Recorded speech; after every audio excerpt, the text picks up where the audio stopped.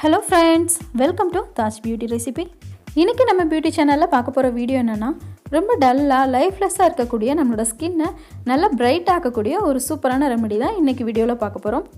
இது என்ன ரெமெடி அப்படினு பாத்தீங்கன்னா vitamin C and vitamin E night cream தான் நம்ம வந்து செய்ய போறோம். இது செய்யிறதுக்கு தேவையான இன்கிரிடியன்ட்ஸ் என்னென்ன, இது எப்படி செய்யிறதுன்றதை பார்க்கலாம்.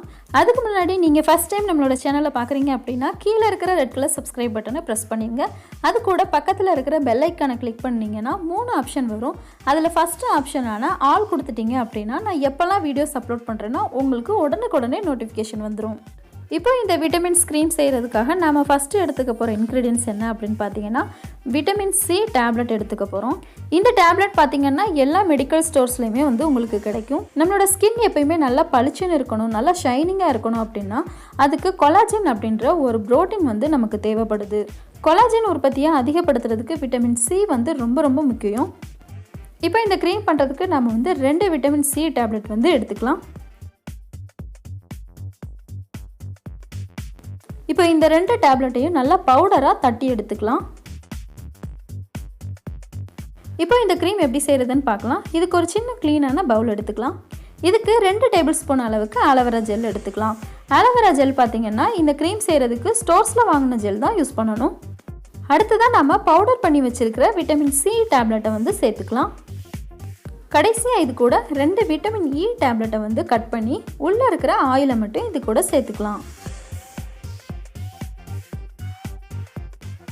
இப்போ இது எல்லாத்தையும் சேர்த்து நல்லா மிக்ஸ் பண்ணிக்கலாம்.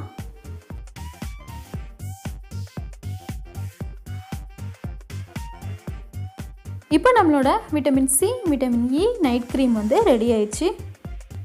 இந்த க்ரீமை நம்ம எப்படி யூஸ் பண்ணணும் அப்படின்னு பார்த்தீங்கன்னா நைட்டு தூங்குறதுக்கு முன்னாடி நல்லா உங்களோட ஃபேஸை ஒரு தடவை வாஷ் பண்ணிவிட்டு அதுக்கப்புறமா இந்த க்ரீமை வந்து அப்ளை பண்ணிக்கோங்க. நைட்டு ஃபுல்லாக அப்படியே விட்டுட்டு மறுநாள் காலையில் எழுந்துச்சு நார்மலான வாட்டரில் வந்து நீங்கள் வாஷ் பண்ணிக்கலாம்.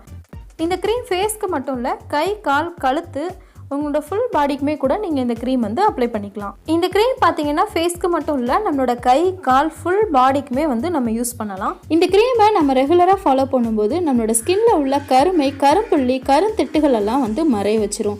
அது மட்டும் இல்லாமல் தழும்புகள் இருந்தால் கூட மறைய ஆரம்பிச்சிரும். அது மட்டும் இல்லாமல் உங்களோட ஸ்கின் வந்து ரொம்ப டல்லாக இருக்குது, ரொம்ப லைஃப்லெஸ்ஸாக இருக்குது அப்படின்னா இந்த க்ரீமை நீங்கள் ரெகுலராக யூஸ் பண்ணும்போது உங்களோட ஸ்கின் வந்து ரொம்ப பிரைட்டாக ரொம்ப க்ளோவிங்காக மாறிடும்.